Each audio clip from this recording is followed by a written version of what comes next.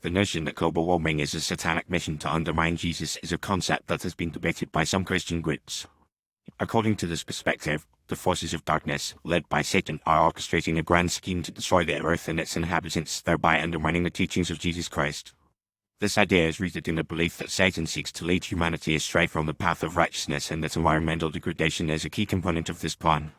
Proponents of this view argue that the Bible contains numerous references to the importance of stewardship and care for the natural world. In Genesis, for example, God commands Adam to till and keep the garden, implying a responsibility to protect and preserve the earth. Similarly, in Psalm 24, it is written that the earth is the Lord's, and everything in it, the world and all who live in it.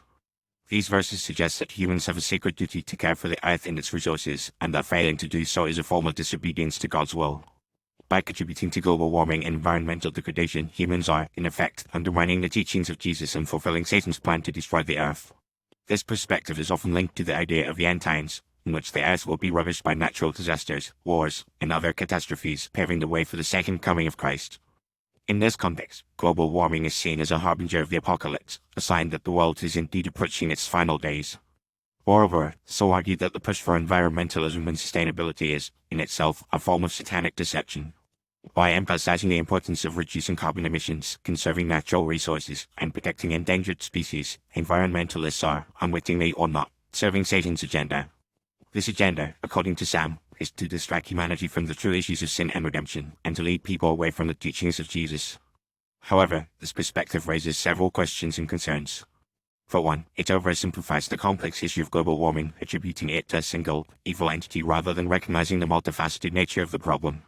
Global warming is a result of human activities, including the burning of fossil fuels, deforestation, and land use changes, which have been driven by a combination of economic, social, and technological factors. To reduce this issue to a simple struggle between good and evil is to neglect the nuance and complexity of the problem. Furthermore, this perspective neglects the fact that many Christians are actively engaged in environmental activism, seeing it as a key component of their faith. For example, the Evangelical Environmental Network, a coalition of Christian organizations, has been working to promote environmental stewardship and sustainability from a biblical perspective. These efforts demonstrate that care for the earth and its resources is not necessarily in conflict with Christian values, but rather an expression of them.